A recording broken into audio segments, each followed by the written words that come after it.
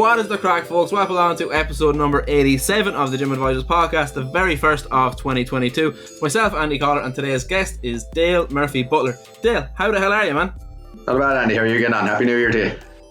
Happy New Year to you, man. Happy New Year. So wait, look, let's be straight up here. We're recording this in the hazy days between Christmas and New Year's. We've decided to hop on board here on is it Thursday afternoon at 3 o'clock in the afternoon, just to have a leisurely chat through your career, the gym advisors, whatever. I just want to make sure that, like, I said this to you before, and you know yourself, I am not a big proponent. No one's going to be surprised. Anyone who's listened to episodes of this is going to be surprised that I'm not a big I don't buy into kind of new year, new me, and the kind of pressure people are put under in January to try and improve themselves and change their lives altogether. I'm much more into kind of consistent small steps to improvement. But so in kind of in spite of that, or in kind of a rebellion against that, I'm kind of want to make sure that myself and yourself have a nice leisurely chat rather than be this kind of like Mr. Motivator type nonsense that does be out there this time of year. Look, you joined us way back in episode 36. People should go and check that out. It tells us a lot about what you do and your own background in terms of athletics and everything like this. People should go listen to that because there's some really good nuggets of information in there. It's a good while since that chat happened. Tell us a little bit more about yourself. Give us an updated resume. What have you been doing since then?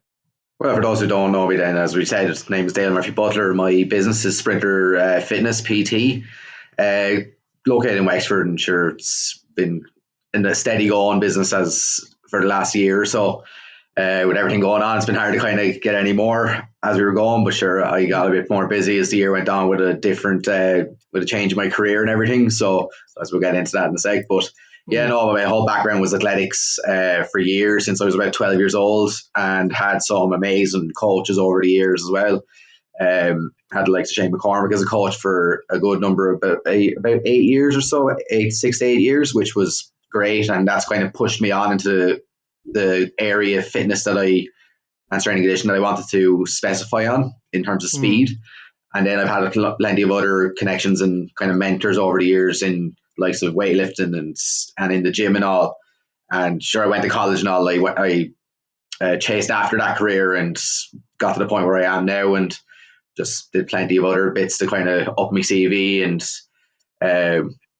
That's like you talk about that in terms of updating your CV. I think I talked about this with Federico Lopez recently enough when he, I think, asked me my first ever question that I've received on this podcast, which was like, in terms of someone coming out of a college career or even a college qualification or a short-term PT qualification, like updating your qualifications regularly is so fucking important. Like, you wouldn't be where you are today if you weren't kind of slowly and like consistently just kind of adding to your CV, adding bows to your arrow and all that sort of stuff. So that's not the right phrase, but I'm still going to go ahead with it. Yeah. Strings to your bow. That's the one. But like, it's so important to be constantly kind of updating and kind of upskilling yourself, you know? Yeah. Oh yeah. 100%. Like, not even in regards to like, if you like, obviously courses are great. That's what I did for about 2 years after college. Now I just kept putting money into courses and just upping myself as a professional and all. But it's great to have those people you can talk to and who are open-minded, but they're also they're stern in what they believe in and how they approach things. You're going to have different professionals like that anyway, as you know. Like I might have an opinion on a certain area of exercise, but another person might have another opinion on that set of exercise. But I'd be more than happy to listen to their point, because I might pick up something small in it. Sorry. And have you got me? Sorry now. Okay. Sorry, earphones started playing music on me. Lovely. No, but I really appreciate that as well, in terms of everyone's got their own different opinions because of their own life experiences. But the most important thing you can be in life, and we see this everywhere these days, is just being open to other people's opinions and thoughts and feelings, and just kind of thinking, is there rather than just trust the source, or trust everyone or trust nobody. It's just important to be open to like finding something in every bit of information you get, you know, particularly from people like you said who are qualified, have been there, have done that, and are in a place where you're kind of looking to learn from them, you know. Yeah, exactly. And sure, as I kind of said, like if someone has an area in speed that I haven't really touched on, but if they show me, I might be like, oh yeah, that might work in this area that I haven't really been able to tackle properly, or I haven't seen people improve in that area. Then I can take that from it. And there's a few people I would know now that are only new to the area, and I would talk to them as much as I possibly can, just to give them my own experience and to give them my knowledge, because Yeah, I want there to be good, better them to be better personal trainers yeah, and yeah. to be able to help their clients more. Yeah, and I know, like we talked about this in the last podcast. I do really encourage people to go back and listen to it. It's number 36. I went back and listened to it recently just to kind of make sure we weren't covering old ground on this. But you really hammer the idea of like fundamentals, so of especially of speed and how athletics and having those technical aspects nailed down can help in so many other areas. So like when you're talking about helping other people, all I'm thinking of now is the gym advisors community, where we have loads of members in there. Even in kind of, you're talking about speed or athletics or technique or whatever, but it might be someone who's doing personal training and they're in Sligo, whereas you're in Wexford and they're doing something where it's like, I can, they're doing something that might work up here. I can kind of bring that into what I'm doing. Or someone's having a problem, I'm also having that problem. Isn't it? It's like we can try and solve it together, or else I can realize I'm not on my own here, and we can have a conversation about having to solve it.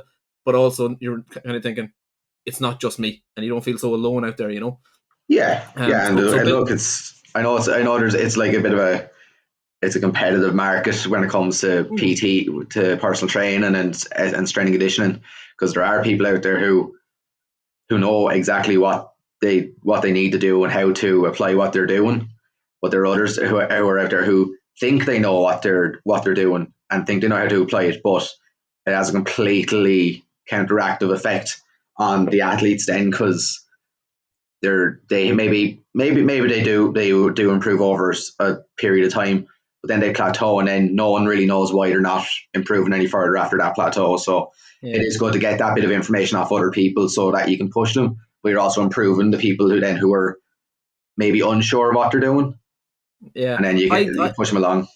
use the word unsure there, and I think the people who are like toxically competitive in the market, in the industry, are the people who are a know that they don't know everything and are just in it for the quick buck and trying to manipulate it and Yeah, get like the influencer side of things or whatever, the dodgy side of the influencer market, because there is good people out there, but also the people who are completely insecure, that think they just know this amount and they want to hammer and hammer and hammer this amount of information. They don't want to improve. They don't want to try and create. They want to nurture dependence on themselves rather than kind of create athletes who can go off and be independent and improve themselves. And those are the kind of people you don't want in the industry. And that seems a bit extreme, but you know what I mean. They're the people you don't yeah, want driving the industry. exactly. Yeah, totally. Yeah, they're comfortable in their ways, and Yeah. they want exactly that little bit of information that they have to work, but it's a hindrance to them and to the athletes then in the end, like, because they're so afraid to push on into another area that they're just like, no, Yeah. it might not work, and then they're afraid of the backlash of clients or whatever that Yeah, and it doesn't work with. the funniest thing about this is these are the kind of people who are probably posting about get out of your comfort zone, like Yeah, to their clients, yeah, but they're the exactly. ones who are Yeah, just stuck in their own comfort zone. This works. I'm going to hammer this until it's on its last legs, and then I won't know where to go after that. yeah, So look, like I've said this basically in every episode, all we can do is keep fighting the good fight against those kinds of coaches and personal trainers and stuff like that. I know you mentioned a little bit before that you kind of moved a little. You obviously still have sprinter fitness PT, but like you've gone in a different direction. You've got a kind of another. I'm going to say it, another arrow to your bow. Is that what I used earlier on? I'm going to use yeah. I that would say phrase. that. But you've done something different. What's this new job you got? Yeah, so I was in Carrick for the last 3 years now, but I managed to get a job with the Wexford GAA in October, late October. So I've been tipping away with them now since then. So I'm a games development officer now. It would be the title that I'm given. So I've been going around to some of the primary schools over the past few weeks. Now with COVID and Garda Event, there was a bit of a slow start, like, but when the new year comes around now, it'll be much more straight in. So I'll be dealing with some of the schools, and there'll be two clubs I'll be dealing with in Wexford as well. But I'm also getting a bit of a chance to help with some of the development squads. So I'm more so with the under-20s Wexford County team at the moment. So great fun. It's where I'm able to kind of apply my knowledge and my expertise with open-minded coaches and all. And I get a bit of a free run of what I'm doing. So even just today, I was up with them in Centre of Excellence, and I do the warm up with them. They want a consistent warm up, so they want me to do my warm up, with the athletic development side of things, work on their movement, landing mechanics, all that kind of stuff. And then they would do hurling. They'd go back to me. I was doing a bit of hill drills to help with the mechanics as well, and a bit of speed work. Back to hurling, and then a bit of conditioning that was given by the head of the SNC, your man who would do the programs and offer them. So I'm just kind of helping drive that side of things, and then the hurling is to the other coach. So they have me, and then the other coaches, which is great. It's a nice split, and you kind of just go back and forth. And I've had good conversations with the physio, and we've been working on different athletic mechanics and everything with band work and all. So any lads who were injured, I would take them while the other lads are drilling.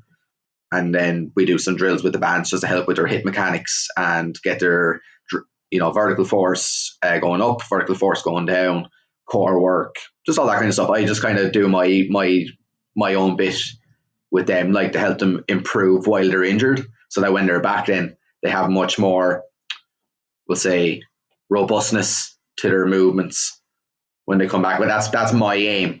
But I have a good relationship now with the coaches and the physio and all, so there's a good bounce back and forth with them, But you use an incredibly well kind of placed word earlier on. You said open-minded in terms of the coaches.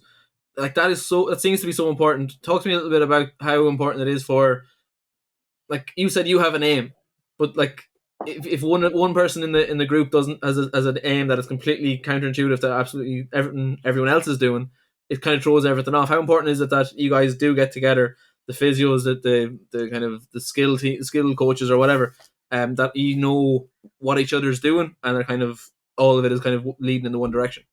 Oh, it's massive. It really just helps things flow in a way that it's not just helping management get through the training session, have it structured properly. It just helps the athletes themselves just develop with each drill as they go. We change back and forth. They're not stuck in one particular aim. And then for instance, today with the hill drills, I was working on all their posterior chain, working on their hamstrings, their calves, and then working their core as well into some of the drills. Then working on their speed as opposed to working on just speed, just having them run really fast. And even asking them a few questions where are you feeling it now? Is your quads, your hamstrings, your calves? Sure, you're having a bit of a laugh with them as well. So some lads are going, oh, geez, I'm feeling it everywhere, kind of a thing. But if anyone did say, oh, I'm feeling it in my quads, I'd be like, right, we need to get that more into your hamstrings so that we know that you're landing properly when you're running. Because a lot of lads have their heads down and all because they feel like their feet are going to disappear if they look away, kind of a thing. Yeah. And, they don't. It's like they're not in tune with their body or anything. So that's kind of what I was kind of getting at when I was talking to them and all. And sure, then they were going into striking and then tackling and all. Not the best weather today. Now we'll admit it was very wet and very slippy, so they were fairly drained. And then that's before they get into the proper speed endurance stuff. But yeah, it's ideal for all management to be connected in terms of what the aim is, because even the physio now, me and him are fairly on the same page. We were doing mini Broncos one training session. Fella had a bad knee. I just turned around and said, I don't think he should do this. And I just said, I'll take him for band work. He can do a few stride outs. Then when if he's okay to go for the hurling, then he can go for the hurling, but no agility stuff. Physio was 100% on board with that. And we had him on bands for a good half hour along with some stride outs. So when there's a good communication and then a good everyone's kind of in sync with what's going on, it flows much easier. Yeah. And then at least and then it was something brand new to the athlete, so he was absolutely delighted with what was going on. He didn't realize how hard the band work was going to be. Simple movements, but very hard, and muscles that he probably had never worked before at all, ones he never knew he had. So he was happy with what was going on. The physio was delighted that I kind of put my foot down in a nice way because I knew what way it was going to be affecting him if it was his knee. And then everyone was happy then because he got a good bit of work done and there was no further injury then from there on in. And just in terms of like that lad's own feelings towards it, he knows that he's now, and the other guys might see it as well, that they're like, despite it being a large team sport, that it's like his individual needs are being taken care of, you know? Exactly, and I think every team, like, and especially coaches, need to see that a team isn't just a group of individuals that all have the same goal. Like, a team is made up of individual athletes, and like coming from an individual sport, you know that I might be much stronger at, we'll say, deadlift than another fella. So there's no point having that fella on the same weight as me, Yeah. because then he gets discouraged, or through his own ego injures himself trying to lift the same that I'm lifting, or if any other thing, if one lad is better than at long jump or the long jump drills than another fella, you need to kind of say, look, lads, don't worry about it. All I want you to focus on is this specific part and worry about yourself. Even in the warm ups now, you'd see lads starting to race each other, and I would have to tell them, stop racing, stop making racing each other. This isn't the competition part. And with kids, I would say the same thing. I'd like, right, lads, we need to slow this right down now. No more racing. I'll let you race in a bit, but right now I need you to just focus in on what we're doing. And the kids even would pick up on that, and they'd be like, oh, okay. Because then when they actually get the race, then they're really just fired up and ready to go. Like, because they've been holding back that competitiveness for the warm up and a few drills, and then they're into the competitive and they're bursting each other out of the way and all, like, and that follows into the under 20s and all, like, so it's good to kind of get them to focus on that. And then when they understand, especially older lads, when they understand why you're doing the drills, they're more on board with it then. Because when I explained why we were doing the band work, he was really like, really kind of sitting back going, oh, okay, yeah, that makes sense. Whether he understood it or not now, it made sense to him in some way, like, Yeah. But yeah, like it's what's needed. When someone is talking to you like that, when they're talking to you like a human being and like someone who's on the same level rather than just kind of a child or whatever, like, do this, do that, you kind of respond. Most people respond positively to that, you know. Yeah.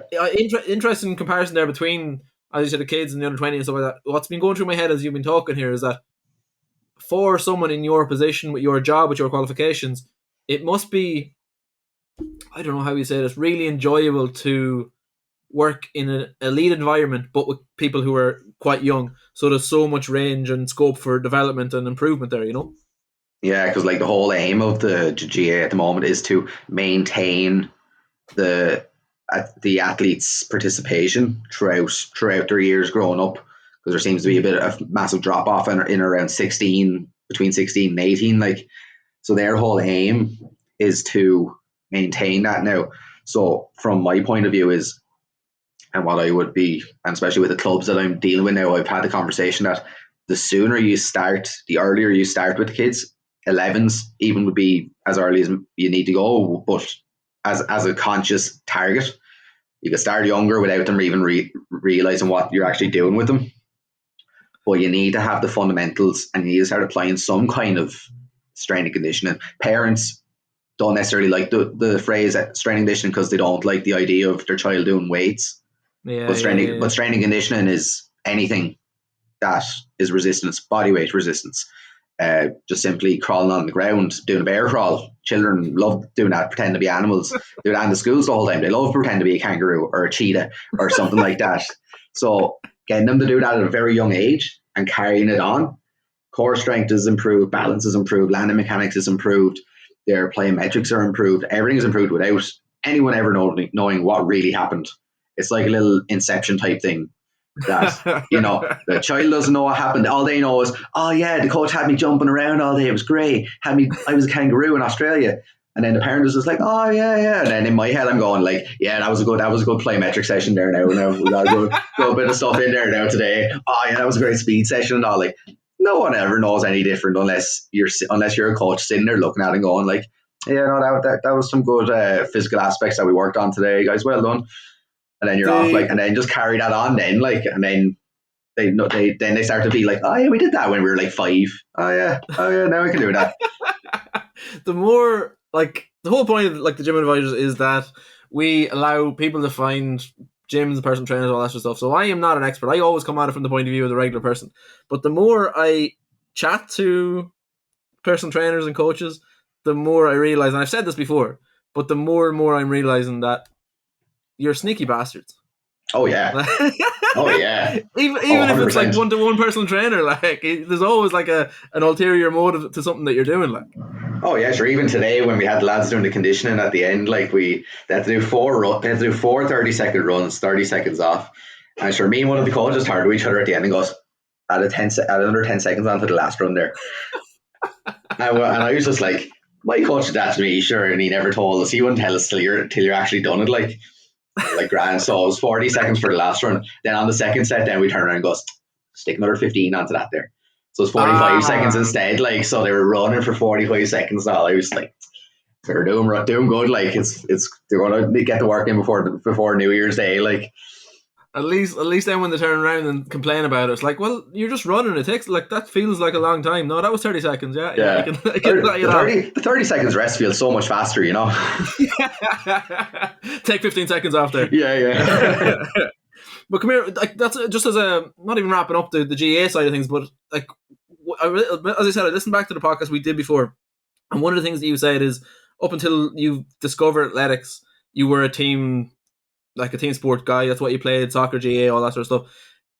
How have you found kind of going back to your roots? Like it seems to be what you're doing. How have you found that in terms of coming from the individual sport or going to team sport, then to an individual sport, to a team sport again? Have you like gone straight back into it? Do you feel like you never left it at all? It's different because it's not coming back as an athlete per se. It's coming back as as a coach and as someone who's improving the people. Now, the reason why, and I don't know if I mentioned in the last podcast, I can't remember what I said about it, but the reason I stopped team sports was because the coaches weren't supportive or encouraging enough, and they were very off-putting with regards to their approach to coaching. You know, you go to the sessions and then you don't get to play a match at all, or you get to play only like 5 minutes of it. Like, what child wants to continue on when you're getting that kind of attention when it comes to the sport you're playing? Soccer was probably the one that I lasted the longest at because I was okay. I was fast enough to kind of stay on the team sometimes, and got a bit of a play like. But it was kind of when athletics came in, then it was more myself and all like. But coming in as a coach now, I still have that athletic mindset of individual athletes. So I don't see them as a team. I see them as individual athletes making up a team. So I do approach it in a way that I'm not focusing on the overall aim of the team to start with. It's make sure each and every one of them lads has their own targets hit, whether it be a bit of weight loss before the season starts, whether if they want to get a bit faster, a bit stronger, more flexible, they want to just get rid of, kind of decrease the risk of the injury that happened last season. And sure, with the team last year with Harriers, I had no injury, so I had great success with the team. They didn't win, but I had great success. I look back on it as a very successful season for myself. So I had no injuries, and I was very happy with the performance of everyone and their fitness levels.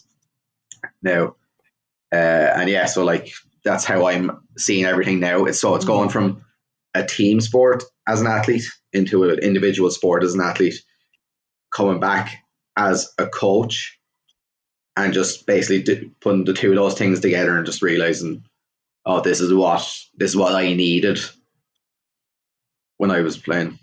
That is class, and because I think I've definitely talked to a load of people who've had that experience. But we've talked to at least one person on the podcast, and I don't want to say a name just in case I'm wrong, but who had a poor experience with a personal trainer, and that's what spurred them on to becoming a personal trainer. So it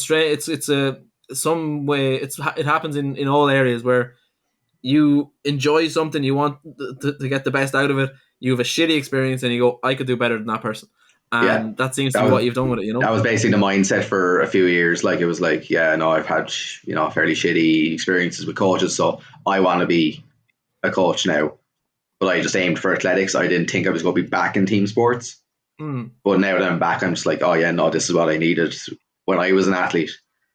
Now I'm still training myself and I'm still improving, so I have little exercises that I'm like, this will definitely work. So now I'm just basically applying all the knowledge and experience I've built up over the past 5 to 9 years plus, and just applying it to lads who have never had that kind of exposure. Like, And one thing that you talked there about was bringing the individual athlete kind of mentality of this person needs to hit these goals in a kind of a team environment, and your job being keeping them healthy, making them stronger, getting their conditioning up or whatever. How, and you've talked there about having coaches who are open-minded and supportive and everything, that's brilliant. But there's still got to be difficulties there in having those individual goals, even like resources, time kind of restraints or whatever. How hard is that to be able to do? yeah, it's just kind of when, because as with every individual, and each individual has their own not negatives, but they have their own mind blocks or their own distractions in everyday life. So work, school, college, all that could hinder whatever progress that they were making, depending on how much stress is put on them for each of those aspects. So there are lads who might go 4 weeks and do amazingly in their results, and their strength improves, their diet's great, their weight loss their weight is going down and all. They're starting to hit that optimal level of fitness that they were wanting to get.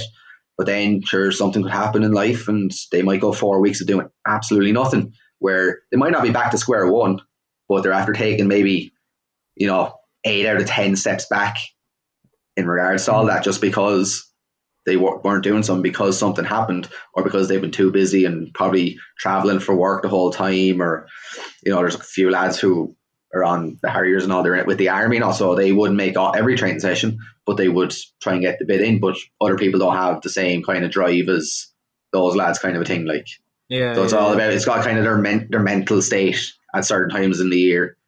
So some lads might only start training now when the training season gets back, whereas other lads are out doing their own bit right now, trying to get ready and get a good foundation for the season about to start. So some lads have 2 months ahead of other lads who just couldn't get into that mindset. So it is difficult to pull those lads forward to catch up with those lads that put in the extra work. Mm-hmm. But you still can't be saying, right, I want you up to the same speed as this fella in 2 months. You just have to say, right, I just want you to get as far as you can in the next month. We'll see what you hit in whatever target it is, and then we'll say, Grant, if you hit this, then we're going to aim for here in the next month. And then they might improve faster than you expect. So that's just the only way we can really approach that.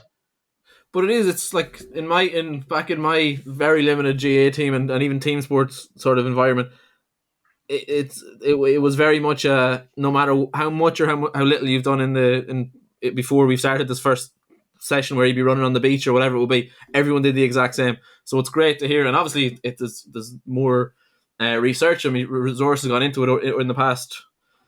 Oh God, how long since I played GA? 16 years. I'm so fucking old. But just in terms of it's really good to hear that people are kind of accounted for on an individual basis as much as possible in a team environment, Yeah, and sure, look, it's in a team environment, it's good to have, like, if a fella is struggling, you need those stronger lads to be able to pull him along, even if he's 50 meters behind in a sprint or something. Like, you need that team environment to encourage him on and just to pull him across that line or get him to whatever mark it is. Like, so it's good to expose lads to that, but also make it clear to him that I'm not expecting you to be like this fella in a week, or not expecting you to be like him at the end of the year. I just want you to follow him, and I want you to get as far as you can get in this space of time. Because once it hits competitive season, that's it. Fitness is done. There's no more to that now. Once you get all the fitness work done and you're into competitiveness, you have to refine what you have. Because there's, if a fella didn't train for 3 months, there's no point doing a week of or 2 weeks of hard training in the middle of the competition season, because he's not going to catch up on 3 months over 2 weeks. The math just doesn't add up that way. Well, you'd be surprised what some coaches would try to do. I'm sure. I know. We'll leave it on, like, our YouTube watchers will have seen a look there. We'll leave it on that. I think it sums up quite well. Come here. You recently added a nutrition qualification. A little bit of a sidestep from what we were chatting about. Why did you go and add that, and how did you find it? So that was precision nutrition. So with that, I knew a few people now that were kind of doing their own nutrition stuff Geez, I think I started back in 2019, the end of 2019, and just kind of got sidetracked with other courses and all. Like, so it took me a bit of time to actually get it done. But yeah, I just kind of saw other people doing it, and I kind of find that with strength and conditioning coaches, you go one of three ways. You either do strength and conditioning specifically, and that's it. You either do strength and conditioning and physiotherapy, or you do strength and conditioning and nutrition. And so I wanted to go to the nutrition side of things. So I felt I kind of lacked in that area a little bit. So I wanted to just get that qualification, get the knowledge, and just be able to apply it in a simple and easy way. It's not a nutrition certificate, but it's a nutrition guide. So it is much easier to kind of bring people through, and it's not overly complicated to apply into my business. And considering how busy I am as well with work, it's very easy to just give someone a guide, see how it works, tweak it as you need, and then apply it then into the next phase of their programs. So with clients at the moment, are doing the assessment, the nutrition assessment, giving both of them, and then just basically observing to see what way the results go. Seems to be going fairly well for the clients that I've been giving it to anyway. So it is just a matter of just seeing how it goes, and just depend on how the client takes it on board.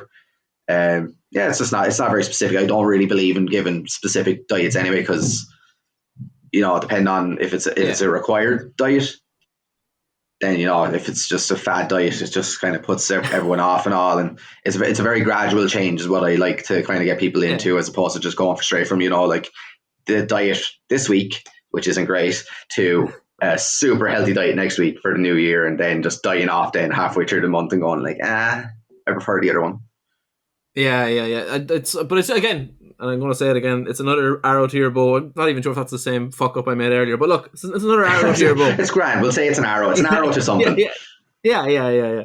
But look, it's just in terms of personal trainer, and we mentioned earlier on in terms of constantly upskilling, constantly improving your CV, and having another option for when people will come to you for personal training, or even be able to like give a little bit of advice to someone on the side of the football pitch or whatever. Would you, to our personal trainers and our members in the community, you've gone through a bit of precision nutrition. Would you recommend it? Have you had did you enjoy going through it? I know it took you a little bit longer than you maybe initially anticipated. Yeah, like I would definitely advise people to go to do a nutrition course. Like optimal or precision nutrition is one. Optimal nutrition is another one that I know someone who's doing now at the moment. They say it's very good. So it's just a matter of just getting the experience, the knowledge, the experience, just getting the qualification. Because people who are unqualified to give the advice, and then they end up giving the advice, and then it doesn't work, and you're kind of like, oh, I wonder why, because you didn't actually have the qualification or the knowledge to actually apply it properly, kind of a thing. So it is. I would be, and even clients are much more comfortable knowing that you're qualified in the area, and that you know what you're talking about, as opposed to just going, oh, well, this fella gave me this nutrition plan before, you should try this. And then it's just, it's about 2,000 calories over what they need to be eating, kind of a thing, because you're bodybuilding and they want to lose weight, kind of a thing. Like, so, it's a matter of just giving people the confidence in your own qualifications and in whatever your and your other services, as opposed to being like, kind of like very, a little bit kind of underhand about it all. Like, so I would highly want them to do that. Like, there's enough of them people out there, Dale, don't you worry. But we as I said, and I said it earlier on today, and I said it on every other episode, fucking fight. We're going to fight the good fight and try and get the voices of good coaches out there. I didn't want to do this, but as we finish up, we got like a couple of minutes here left. Give me for personal trainers, or not for personal trainers, for personal training clients that come to you, for people who are out there listening to this now. What would you advise for January, and without going too extreme in the new year, new me sort of stuff, Oh, January. Well, the conversation I've been having with some of my clients at the moment is, for the last 2 weeks, we kind of tapered off a little bit with their programs, because there was no point stressing out over programs during the Christmas and the New Year period, because you want to enjoy yourself and you want to just live a bit and not be in the gym, whatever amount of time during the week. My clients made great progress over the past couple of months, so they deserved a bit of time off. So we thought, it's grand to take the 2 weeks, just ease it off, do a little bit here and there, but don't be worrying too much about the actual overall aim.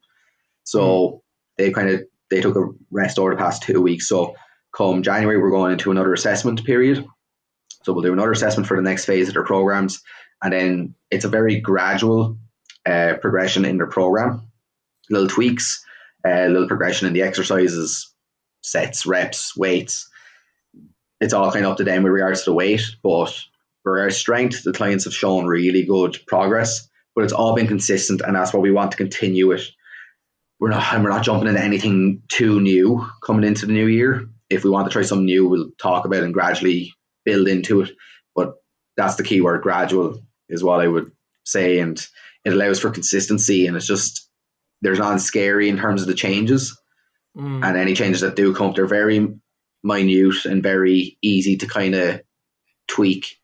Client recent in their last one of my clients recently, with the program there, my client kind of learned she figured out how her body was working during the exercises and what muscles were working and all. So that's what I kind of wanted them to figure out, know how they feel during the exercise. And she turned to me a couple of weeks ago and said, I feel like I'm not getting deep enough into the squat. And I just said, okay, sure, just give me a look. Wasn't getting deep. Her strength had gone right up now. It's fairly high from what it was, but she wanted to work on her depth. So in the assessment, we put that as her main target, along with the strength. And then she was able to focus on that. So she's able to tell me now where she's lacking, where she needs to work on, and then what she feels she needs to do next. So that's kind of what I feel, PT should be doing. Not necessarily just giving their clients programs or sessions that kill them. Help them kind of learn how their body is reacting to the exercises. Let them figure out when their core is activated, figure out what muscle in their legs, where they're feeling it most in their legs.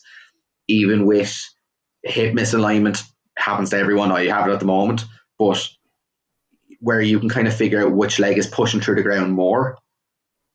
It's good that the client can turn to you and go like, yeah, there's something feeling a little bit off here. And then sure, when it comes to another assessment, then you can kind of go like, right, you mentioned this to me about 2 weeks ago. Let's have a little look to see what the story is. And then if they don't go to a physio, I normally have them consciously be aware of it and turn their hips to whatever side, or just adjust their stance to whatever helps them push through the other leg more. So it is a great way of kind of helping consistency and helping the client even build it as a New Year's resolution for them in their program to figure out and learn how their body works during their exercises.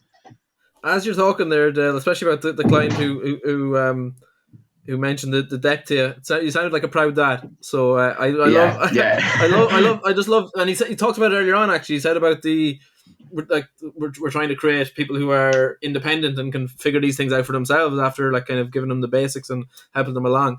So hearing that, it's unbelievable. Like having people who can spot that after a bit of work, which is class.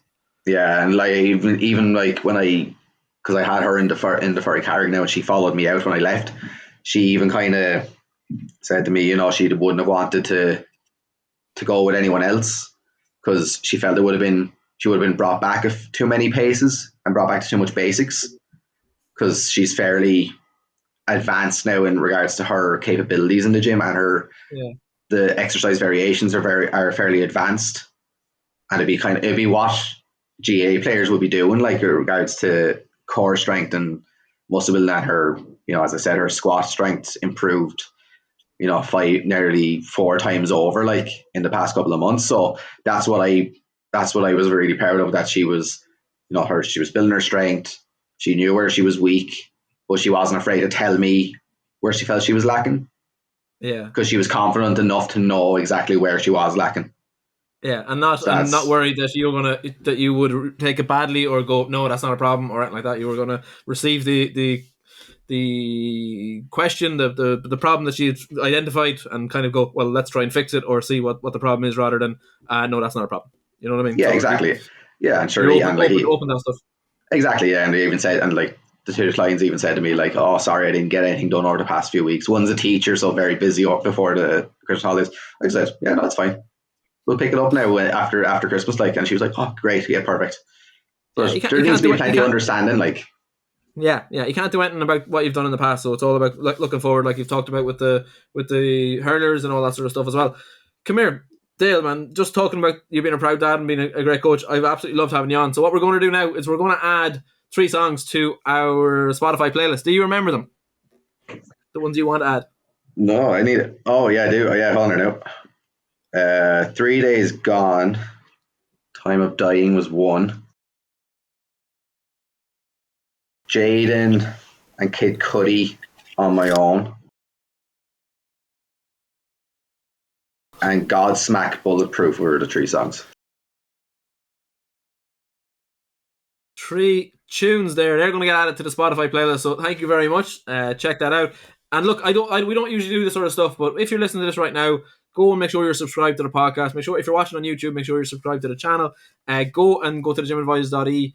Find someone who's either close to you, find a coach, all that sort of stuff. We don't use this as a platform enough to tell you all about what we do, which is absolutely daft. But I always get distracted by the great conversations we have with our clients, with our members.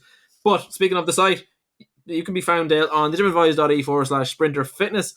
But you're also on social media and all that sort of stuff. Where can people find you? So you can find me on Instagram at Sprinter Fitness PT, and you can find me on Facebook at Sprinter Fitness PT as well. Unreal. And you're also an affiliate of the Gym Advisors store. Do you remember your discount code? Sprinter 10. Aye, what a man. Straight off the bat, I absolutely love it. Dale, man, this has been really nice. Like I said, we're recording this in the week between Christmas and New Year's. It's been lovely to have a lovely chat with you. You're a nice lad and a great coach, and I can't wait to see where the Gym Advisors goes and helping you out with your career, but also just where you go with your career. I'm really looking forward to seeing where you go, man. Cheers, man. It's been a pleasure. Thank you so much. To the rest of you, though, as always, hasta the fitness, baby.